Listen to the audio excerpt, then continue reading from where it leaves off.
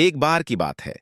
मेवाड़ के रेगिस्तानी किलों और हरी भरी वादियों में 16वीं सदी का एक छोटा सा गांव था जिसका नाम था अमरपुर। यह कहानी है रणवीर, एक नौजवान राजपूत योद्धा, और काव्या, एक कवयित्री और मंदिर की पुजारिन की बेटी की प्रेम कहानी। रणवीर, मेवाड़ के राजा के विश्वसनीय सैनिक, एक युद्ध से लौट रहे थे। घायल और थके हुए वे अमरपुर के मंदिर में रुके, जहां काव्या अपने मधुर भजनों से माहौल को सुगंधित कर रही थी। उसकी आवाज ने रणवीर के दिल को छू लिया।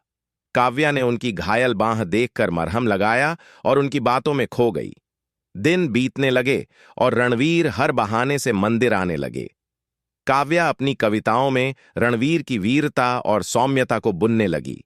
दोनों एक बगीचे में गुप्त मुलाकातें करने लगे, जहां काव्या अपनी कविताएं सुनाती और रणवीर उसे युद्ध की कहानियां सुनाता।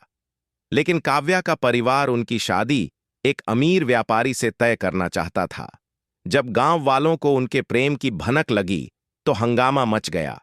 काव्या के पिता ने उसे घर में बंद कर दिया और रणवीर को राजा के दरबार में बुलाया गया, जहां उसे चेतावनी दी गई कि वह काव्या से दूर रहे। लेकिन रणवीर ने हार नहीं मानी। उसने काव्या को एक पत्र लिखा जिसमें उसने वादा किया कि वह उसे हर कीमत पर अपनाएगा। उसी समय मेवाड़ पर दुश्मनों ने हमला कर दिया। रणवीर को युद्ध में जाना पड़ा। काव्या ने मंदिर में दिन रात प्रार्थना की। युद्ध में रणवीर ने अद्भुत वीरता दिखाई, लेकिन वह गंभीर रूप से घायल हो गया। जब खबर गांव पहुंची, काव्या ने अपने पिता की आज्ञा तोड़कर रणवीर के पास जाने का फैसला किया। रणवीर की वीरता के कारण मेवाड़ की जीत हुई। राजा ने रणवीर की बहादुरी की प्रशंसा की और उसे पुरस्कार के रूप में कुछ भी मांगने को कहा। रणवीर ने सिर्फ काव्या का हाथ मांगा।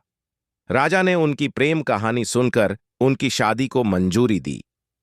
काव्या के पिता ने भी अपनी गलती मानी और दोनों का विवाह धूमधाम से हुआ। गांव में उत्सव मना और काव्या की कविताएं मेवाड़ के हर कोने में गूंजी। यह कहानी प्रेम, बलिदान और साहस की गाथा है जो मेवाड़ की मिट्टी में रची बसी है।